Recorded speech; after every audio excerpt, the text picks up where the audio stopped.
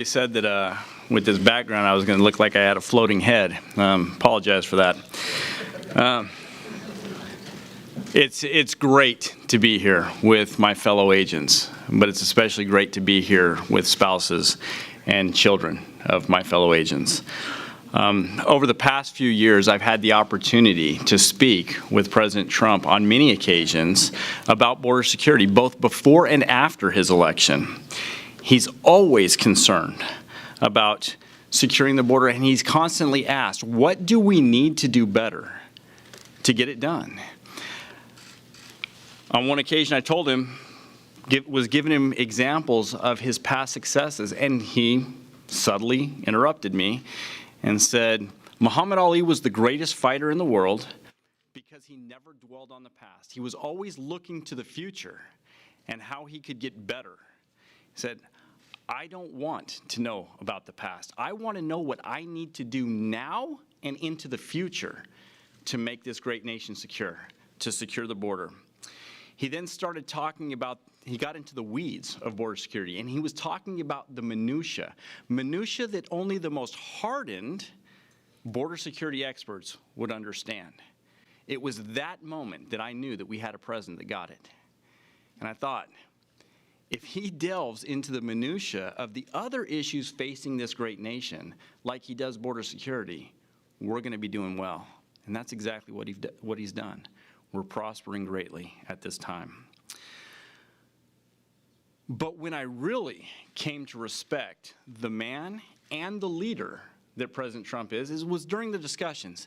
Every single time I spoke with him, he would never discuss business until he asked about the families. He wanted to know what we could do better for the families. How do we make their lives better? And he listened intently to what I had to say.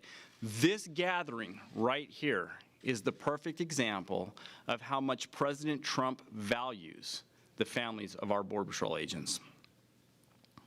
As much as I'm honored to stand with my fellow agents, I'm much more honored to be here with the wives and children. I'm sorry, the spouses, because we have many female agents, with the spouses and children of our agents. They're our backbone. They're the reason that we do what we do. Theirs is a love of country and the rule of law.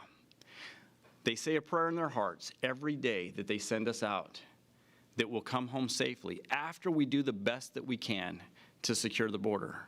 And that's what we go out and try to do. Our spouses and children know that, like them, President Trump has a prayer in his heart for all law enforcement nationwide, first responders, and the military who put their lives on the line every day for the American public. It's one thing when Border Patrol agents appreciate what President Trump is doing. It's completely different when the spouses and children appreciate what he's doing for the country as a whole. And I can tell you, the spouses and children do appreciate what President Trump is currently doing. It is my great honor to introduce the President of the United States, President Donald J. Trump.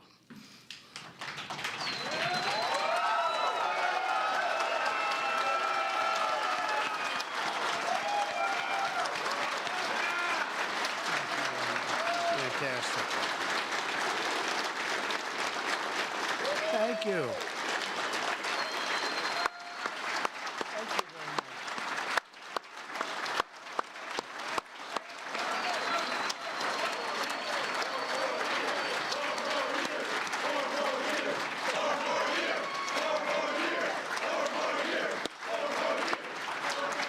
That's great. Well, you know, I wasn't supposed to be here, but I heard Brandon was here, so I said, where's he speaking? Tell me, I better get there, right? But he was with me before I even thought I was going to run. He used to say, him and his little group, they'd say, I hope that guy runs. And that was before I made a decision to run, actually, so you were there before the beginning, right? But I want to thank you all, and I tell you, he loves our country. Your whole group loves our country. And so I heard about you being here, and I said, if you want me, Brandon, I'm yours. If you don't, that's okay, too. I can save a little time. But he said, let's have the president walk over. Numbers just came out. 90% of Americans are satisfied with their personal life. I don't know how you define personal life, because that can be a very big divergence, very big definition. But it just came out in Gallup, I guess, the highest ever recorded. So 90% of Americans right now are satisfied, and that's by far the highest ever recorded. That tells you we're all doing something right. 63% of Americans are very satisfied with President Trump's handling of the economy. That's a very high number. That's the highest in over 20 years. Nearly 6 in 10 Americans say they're better off financially than they were a year ago. 74% say they will be better off in a year from now. That's tremendous optimism, which is a big thing. And 61% of the voters approve of Trump's handling of the coronavirus. And, you know, we did a very early move on that. I was criticized by a lot of people at the beginning because we were the first. We'd never done it before. We closed our borders to certain areas. It's never happened before where we did that. We never closed our borders, but we did it, and we actually did it early, and we took some criticism. Now everyone's saying we did a good job. And, Chad, you've done a fantastic job, and I appreciate it, you and your whole crew. 72% Republicans say that, and what do you have, a very small number of people in the country right now with it? It's like around 12. Many of them are getting better. Some are fully recovered already. So we're in very good shape. And I spoke with President Xi of China, and he's working very hard on this. It's a tremendous problem. But they're very capable, and they'll get to it. There's a theory that in April, when it gets warm, historically, that has been able to kill the virus, so we don't know yet. We're not sure yet, but that's around the corner, so that will be a great thing in China and other places. But we have very strong borders, and that's what we're here to talk to you about today. I thought I'd show this to you because right now we have 122 miles of wall that's been built. And I don't know if you can see this, but it's pretty impressive. These are different pictures, different shots of the wall. This is going up. We have in Arizona. This is in El Paso.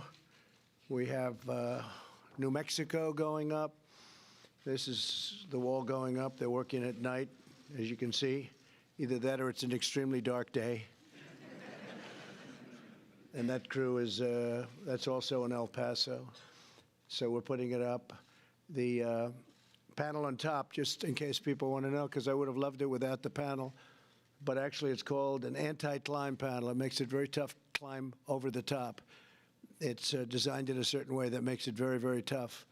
So, in fact, we've had to bring in the fire departments and things to get people down. They've climbed the wall, sometimes with drugs on their back, oftentimes, and they're great climbers, but they couldn't get over the top anti-climb panel. So if people wonder what that is, I like to say it because it's an incredible thing. It makes it virtually impossible to climb over the top. And we had it designed many different ways. We had them tested, and this was the ultimate wall. This is what they wanted. Here's another shot. This is a shot of a little different section, also under construction. And we'll soon have, we think by the end of the year, we'll be up to over 400 miles. And shortly thereafter, we'll be at 500 miles. And then we'll determine if there's any other area that might need it, but we'll have covered, we think, close to 100% of the area that we wanted. Here's another shot of a section, the same section, actually, that's more advanced. And that's the way they put it up. They set it very deep into foundations and concrete. And it's steel with concrete in between. And if you've ever seen it, the bars are steel, they're hollow, and they pour concrete inside and then put rebar in. So they have the rebar first, rebar is the steel, and they put it inside and then they pour the concrete. And because of the tremendous weight, they have to pour the concrete after it's up. So it's a process that's pretty complicated, but pretty good. Otherwise, it would be very hard to put it up. It gets very heavy. So they pour in each one of the bars. And the reason they want the bars, they have to be able to see through because they want to see who's on the other side. I thought I could put up a nice, simple concrete wall. It would be so nice, I'd just get it done. They have to make it complicated. This project was complicated, but I said if we're going to do it, we have to do it right. So Brad and all of his people, from day one, this is the one they wanted. They needed anti-climb on top. They needed see-through. They wanted it to be steel rather than concrete. Steel is much stronger, but they also wanted the durability of the concrete, which is inside the steel with rebar. So inside there is really like it's probably about 8 inches by 8 inches, and it's all hollow inside. And after it's up, we have rebar in. It's already dropped, and then we put the concrete in. They pour the concrete inside through funnels. So it's a pretty amazing process, and they're doing it quickly. They have a very quick process. We're now going to probably bring it in. We're going to spray paint it after it's up. It gets spray painted black. The black makes it extraordinarily hot, especially in areas along the Mexican border. It's not known for cold weather. It's known for quite hot weather. You don't have too much snow in this area, right? Would you say, Chad? Not too much. In fact, if you had any, that would be called climate change, I think, right? When they do that, I'm there. I'm a believer.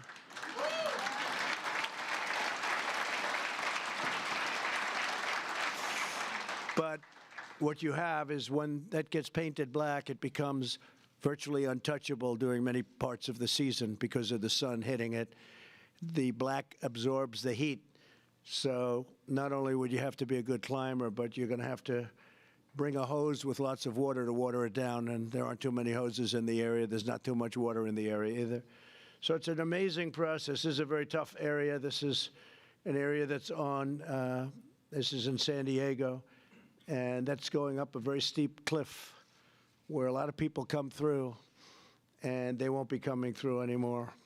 It's been almost 100% effective in the areas that it's been built. So we've built 122 miles, so we're able to see.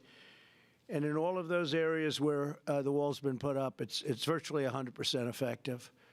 But don't worry, we won't take your jobs away. Okay, Brandon, we have, what it will do, it's going to be an additional tremendous safety valve. When I first started, they wanted drones. And we're going to have drones also, by the way, but drones flying around over the top of people pouring into our country, that doesn't do very much. But this really stops them. So this, coupled with our great people from Border Patrol, and also, and I have to give them a shout out because they get abused and they're incredible what they do, the folks from ICE. The people of ICE are incredible. They've taken out thousands and thousands of MS-13 and gotten them out of our country. And they really are. They're incredible people, and I want to thank them, too, because they work hand in hand. We all work hand in hand. Also, law enforcement in Arizona, New Mexico, Texas. The law enforcement works with you guys so much, and it's incredible the relationship we've all developed. Sometimes they come into the office, and I bring them right into the Oval Office. Other presidents didn't do that. They didn't do that. Nobody saw the inside of the Oval Office. They never discussed the building of a wall and how to build it and what's the best way to get it up. And we want the A-plus job. That's what we got, the A++. It also has essentially a form of an alarm system on it that if somebody starts to cut it, we immediately find out who that is. They have sensitive areas on the wall, so if it's cut, we immediately know what's happening. We have cameras all over it, too, and we have drones. So if somebody tries to cut through, we can get there very, very quickly. And it's equipped with a lot of different contraptions, including cameras. But so we have cameras, we have drones, we have everything. This is going to be something. It's going to be really incredible. And again, where we have it built, it has been like day and night. It's day and night. Now they come, it's like water. They come to the areas where it hasn't been put up. So they come. But that's when you're talking about 122 miles already. So that would mean, let's say you hit the center. That means you're 60-60. It's a long way. But it's worked incredibly well. So, Brandon, I want to thank you. It's been so incredible. It's been so incredible having you as my friend and having you from the beginning. You knew it was the right thing. You said, this guy's actually going to build a wall. I always got a kick out of the fact. And this was tough. When you want to get hundreds of millions of dollars for a wall, and you have an opposition party that wants to have open borders, and they don't want to, and I got everything from them, in all fairness. The military, we rebuilt our military, we rebuilt everything. I was able to get much more money, almost $2.5 trillion our military is rebuilt. The equipment is pouring in now, all rebuilt, planes and missiles and rockets and everything. But when you want to get money for a wall that most of the people in the Democrat Party wanted 5 years ago, they just didn't like it when I announced that we were going to build it. They were unable to get it built. They had the money, but they were unable to get it built because it takes talent to build things, and they don't have that talent. But we got it built. And I made your jobs a lot easier. Say thank you, Mr. President. Right?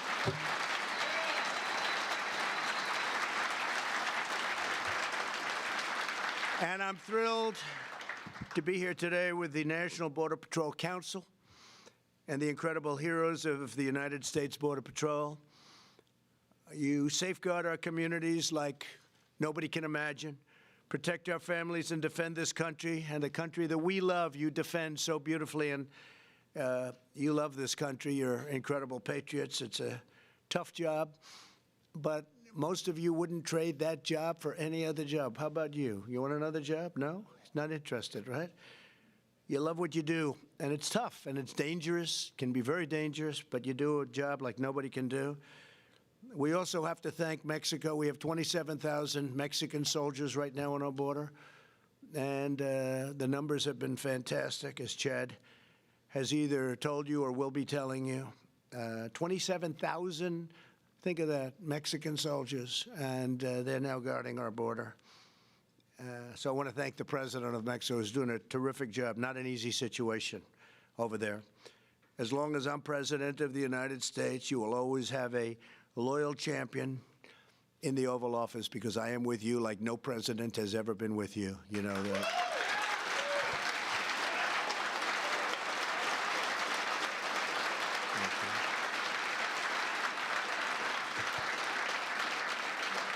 Thank you.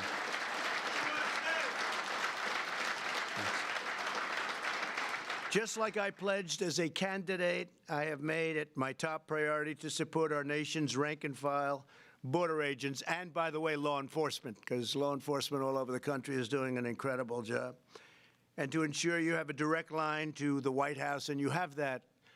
You have that. You've always had my back, and I will always have yours. I especially want to recognize the senior leaders of the National Border Patrol Council, including Executive Vice President Paul Perez. Where's Paul? Paul Perez. Paul, stand up, please. Great job, Paul. Great. And Vice Presidents Hector Garza. Thank you, Hector. Long time, Hector, right? And Art Del Cueto. Art Del Cueto. We're getting better with that name, right? I also want to thank John Anfison. And John, you've been fantastic. Thank you very much, John. Stand up, John. Thank you very much, John. I've gotten to know you guys for a long time now, right? It's been a long time, and a lot of progress has been made. Incredible. Really good numbers. Thank you all. And thank you to Acting Secretary Chad Wolf, who has stepped into that position like it was made for him or he was made for it. And I want to thank you for being here, Chad. Terrific job. A lot of power, a lot of mental acuity. You figured it out. You were there for a while, but you figured it out really well. And Chad understands that the best way to secure a border is to listen to the men and the women serving on the front lines. And he got that right from the beginning, as I did. I didn't know too much about it. Even the wall. You know, again, I was going to put up a wall. Just get it built. And then they said, sir, gotta do it right, sir. Then I figured, you know, much easier doing it the old-fashioned way. Let's throw up concrete plank. But they said, that's not good. You know, one of the stories they say is that they were throwing bags of drugs over the wall with catapults, right? Heavy bags, 150, 200 pounds of drugs, but you couldn't see. So they'd throw it over. And sometimes it would actually hit Border Patrol agents and other people on the other side because you couldn't see through. And as soon as they said that, that was the thing that got me. I said, you're right. You got to be able to see what's on the other side. So I want to thank all of you. And to the wives, husbands, sons, and daughters here today, thank you for enduring all of the trauma, all of the work, all of the hours that your husbands and your wives all of the people go through, because without you, they wouldn't be doing the job they've done. That I can tell you. Thank you very much, and thank you for being there.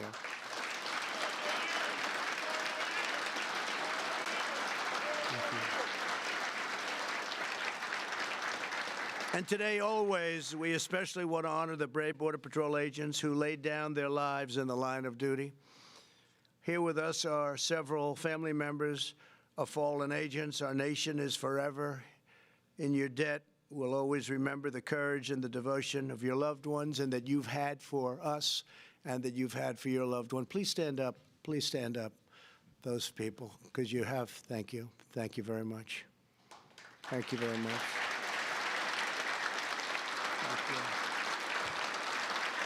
Thank you. Great love. Thank you. Thank you. Thank you very much. From day one, we have fought to give Border Patrol the tools, resources, and support you need on your job. The results have been nothing short of extraordinary. Illegal border crossings have dropped 8 straight months in a row. That's a big number. Illegal crossings are down over 75% since last spring. And this is despite the fact that we have the strongest economy in the history of our country. So there are times when our economy is not good, and we've had those times not so far away, where our economy is not good. It's not the same job. When the economy is not only good, it's the best we've ever had. Many more people come up. Many more people come up when you have governors of California saying, if you come to the United States, we'll give you free health care. We'll give you free medical care. We'll give you college. We'll give you education. We'll give you whatever you want. I sometimes say, we'll give you a Rolls Royce for every family. And the news said, you know that's not true. Why did you say that? They don't understand it. They don't get, actually, they understand it better than we think. But the fact is, we give people a lot. And when you have governors, certain governors in particular, saying that they're going to give so much away, people come that never even thought of coming. So it makes the job more difficult. But really, when you have this great economy, everybody wants it, and we can't let that happen, because things will go. And by the way, we do want people coming into our country, but they have to come in legally, and they have to come in through merit. They have to be able to help us. They have to come in through merit. They have to come in legally. It's very important, right?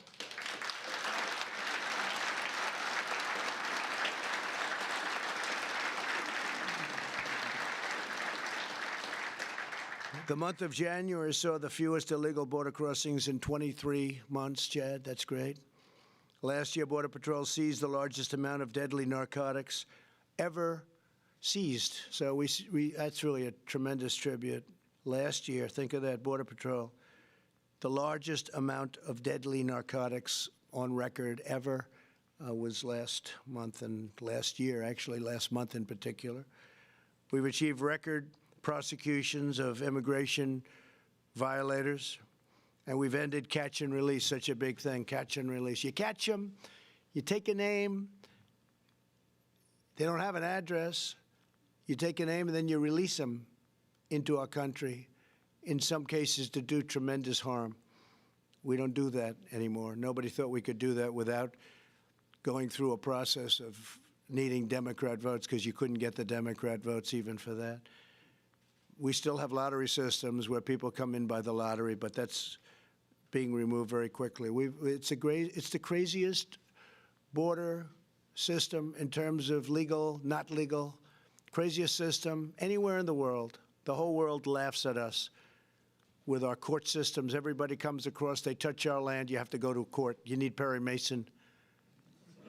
Other places, they say, you're on our land, I'm sorry, you can't come in. You can't come in. Us, we take them to court. We have judges all over the place. It is absolutely, and we could fix it so easily, but we have no support from Democrats, as you very well know, because they want open borders. They want literally millions of people to flow into our country. And of those millions of people, tremendous numbers of them are people you don't want in this country. You don't want in this country. And they don't want them in their countries, and that's why they come up, because the countries push them up. But not anymore. Guatemala, if you look, El Salvador, all of the different countries, Mexico, we're signing agreements. We've already signed agreements. Honduras, we've signed agreements. Safe Third, Call it whatever you want. Give it any name you want, but safe third. And we bring them back. You know, in the old days, I think we can say, Brandon, it wasn't so easy to bring them back. You couldn't bring them back. They wouldn't take them. We could catch a murderer from Honduras, Guatemala, El Salvador. We bring them back, and they say, don't land your plane. Your bus can't come in. Your van can't come in. We don't want them. We don't want them back. Now they take them back. Very openly and very nicely. Is that right? Would you say that's right? We couldn't bring them back. They wouldn't take them. They'd send them to us. They were vicious criminals in some cases. And when they brought them back under the past administration, they wouldn't take them. So we'd end up bringing them back. Now they take them back gladly. Someday we'll explain how that worked. We're removing illegal border crossers at a tremendous pace and making it clear that if you break our laws, you will be sent back home, and your home will accept you with open arms or open prisons or whatever it is they want to do with them. And we have to put some in jails. In some cases, they're so violent, we have to.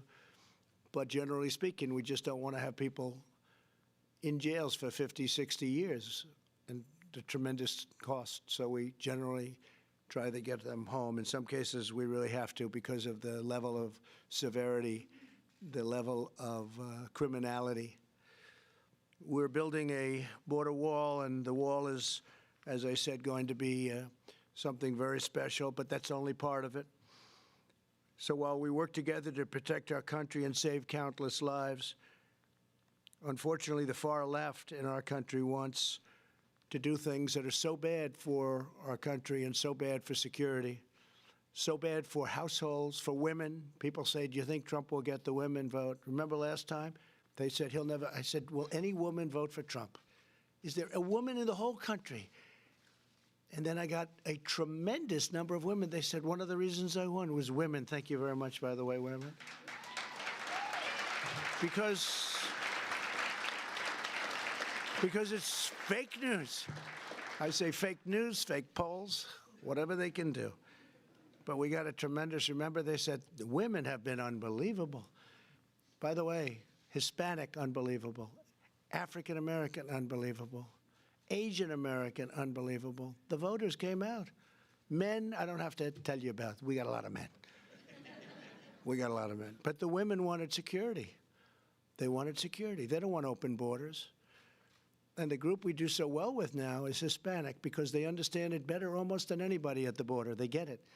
And they know what we're doing is the right thing. We're not playing games. In San Diego, they were begging us to build a wall because it was being overrun, a certain section, wealthy section, but it was being overrun by illegal immigrants pouring into the neighborhoods and dangerous. And they were, you have no idea, they were begging us. And I said, you know, we're going to do it now, but we probably shouldn't because if we don't, they're going to be promoting, let's go, we got to build the whole thing. But we built, it was approximately 18 miles, right? 18 miles of wall in San Diego. As soon as it was built, they said, we don't want the wall. By the way, all of their problems went away. They actually did want the wall. But they said, we don't want the wall. We don't want the wall. They started playing games. So I said, you know what? We're going to take the wall down and we'll move it over to New Mexico. They said, no, no, no, don't do that. So we haven't heard from them any longer. We haven't heard. You understand that game. So it's been pretty incredible what's happening at our border. In my state of the Union address, I shared the tragic story of Maria Fuentes, a 92-year-old great-grandmother who was allegedly raped, beaten, and murdered by a criminal illegal alien in New York City. I think I can, no, I don't think, I'll take the word allegedly out. Do you mind if I do that? See, the lawyers put it in. If you don't mind, I'll leave it out. She was raped, beaten, and murdered. Only 5 weeks before the murder, the criminal alien had been arrested for assault. ICE asked for the criminal to be turned over, but instead, he was ordered released under New York City's sanctuary laws. If New York had simply honored ICE's detainer request, very simple thing to do, Maria Fuentes could be with her family right now. And we're deeply moved to be joined this afternoon by Maria's grieving granddaughter, Daria. Where's Daria? Daria Ortiz. Daria? Please come up, Daria, please. Daria is joined by her beautiful 5-year-old son. Thank you, Daria. It's a great honor. Thank you very much. Please, thank you very much.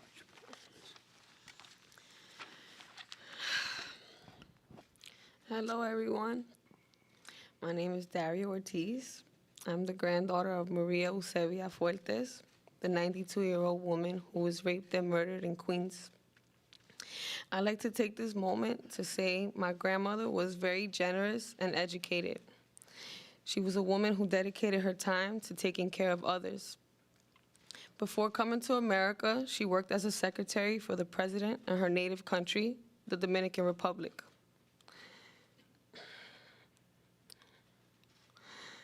She is a shining example of when people come legally to this country, work hard, and do the right thing, and are law-abiding citizens. My grandmother raised her children and her grandchildren while working hard to give us a future. Unfortunately, my grandmother had to be the example of why something like this, horrific crime, should never happen. Our family's hope is that her death was not in vain and that preventative measures are put into place to ensure that nothing like this ever happens to anyone again. The tragedy in all of this is the fact that this could have been avoided had there been no sanctuary law. The tragedy is my grandma's not ever gonna be here again. The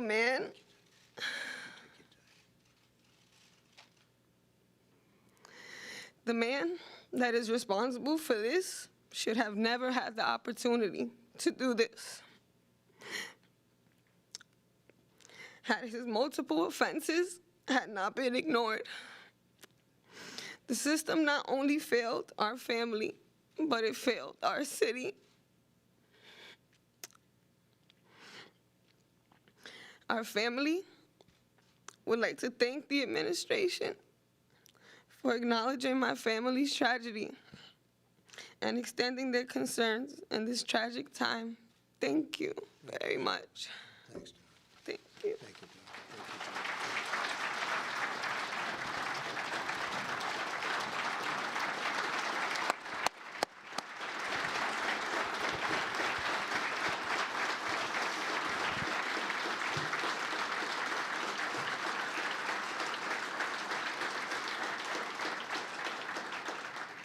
Thank you very much, Daria. So beautiful. Not one more American life should be stolen by sanctuary cities. They're all over the place, and a lot of people don't want them. Many, many communities, they don't want them in California. You hear California, but they don't want them. The politicians want them for whatever reason. That's why we're calling on Congress to pass legislation giving American victims the right to sue sanctuary cities and hold them accountable for the suffering and the damages that they've caused. American citizens are entitled to safe neighborhoods and safe streets that really the people in this room have provided where they're given the opportunity. With sanctuary cities, they're really not given that opportunity. You're the noble guardians who protect our loved ones, and you keep America safe, and you do an incredible job at doing it. Nobody could do it like you do. Under my administration, we know that border security is national security, very much the same thing. And that's why I'm so honored to work hand in hand with the National Border Patrol Council and all of my friends. Some of you I know very well, very, very well. We love our Border Patrol agents. We love our law enforcement. And we want to thank you for doing an incredible job. God bless you all. Thank you. Thank you. Thank you, Brandon.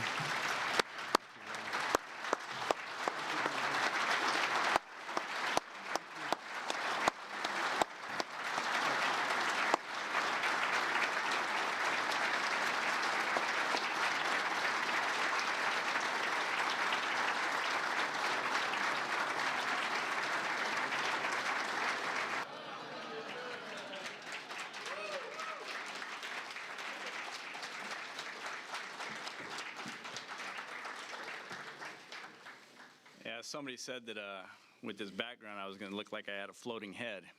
Apologize for that. It's great to be here with my fellow agents, but it's especially great to be here with spouses and children of my fellow agents.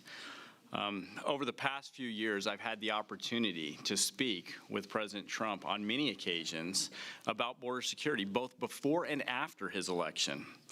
He's always concerned about securing the border, and he's constantly asked, what do we need to do better to get it done? On one occasion, I told him, was giving him examples of his past successes, and he subtly interrupted me and said, Muhammad Ali was the greatest fighter in the world because he never dwelled on the past. He was always looking to the future and how he could get better. He said, I don't want to know about the past. I want to know what I need to do now and into the future to make this great nation secure, to secure the border. He then started talking about, he got into the weeds of border security, and he was talking about the minutia that only the most hardened border security experts would understand. It was that moment that I knew that we had a president that got it. And I thought, if he delves into the minutia of the other issues facing this great nation, like he does border security, we're going to be doing well. And that's exactly what he's done. We're prospering greatly at this time. But when I really came to respect the man and the leader that President Trump is was during the discussions. Every single time I spoke with him, he would never discuss business until he asked about the families. He wanted to know what we could do better for the families. How do we make their lives better? And he listened intently to what I had to say. This gathering right here is the perfect example of how much President Trump values the families of our Border Patrol agents. As much as I'm honored to stand with my fellow agents, I'm much more honored to be here with the wives and children. I'm sorry, the spouses, because we have many female agents, with the spouses and children of our agents. They're our backbone. They're the reason that we do what we do. Theirs is a love of country and the rule of law. They say a prayer in their hearts every day that they send us out, that we'll come home safely after we do the best that we can to secure the border. And that's what we go out and try to do. Our spouses and children know that, like them, President Trump has a prayer in his heart for all law enforcement nationwide, first responders, and the military who put their lives on the line every day for the American public. It's one thing when Border Patrol agents appreciate what President Trump is doing. It's completely different when the spouses and children appreciate what he's doing for the country as a whole. And I can tell you, the spouses and children do appreciate what President Trump is currently doing. It is my great honor to introduce the President of the United States, President Donald J. Trump.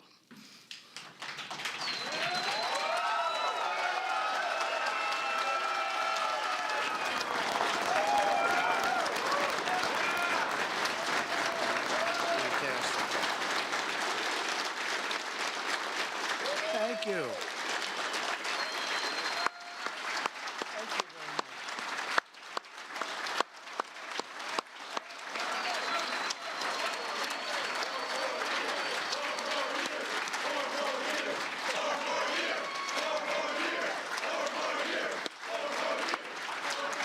That's great.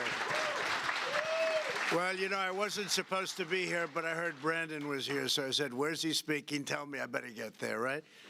But he was with me before I even thought I was going to run. He used to say, him and his little group, they'd say, I hope that guy runs. And that was before I made a decision to run, actually. So you were there before the beginning, right? But I want to thank you all. And I tell you, he loves our country. Your whole group loves our country. And so I heard about you being here, and I said, if you want me, Brandon, I'm yours. If you don't, that's okay, too. I can save a little time. But he said, let's have the president walk over. Numbers just came out. 90% of Americans are satisfied with their personal life. I don't know how you define personal life, because that can be a very big divergence, very big definition. But it just came out in Gallup, I guess, the highest ever recorded. So 90% of Americans right now are satisfied, and that's by far the highest ever recorded. That tells you we're all doing something right. 63% of Americans are very satisfied with President Trump's handling of the economy. That's a very high number. That's the highest in over 20 years. Nearly 6 in 10 Americans say they're better off financially than they were a year ago. 74% say they will be better off in a year from now. That's tremendous optimism, which is a big thing. And 61% of the voters approve of Trump's handling of the coronavirus. And, you know, we did a very early move on that. I was criticized by a lot of people at the beginning because we were the first. We'd never done it before. We closed our borders to certain areas. It's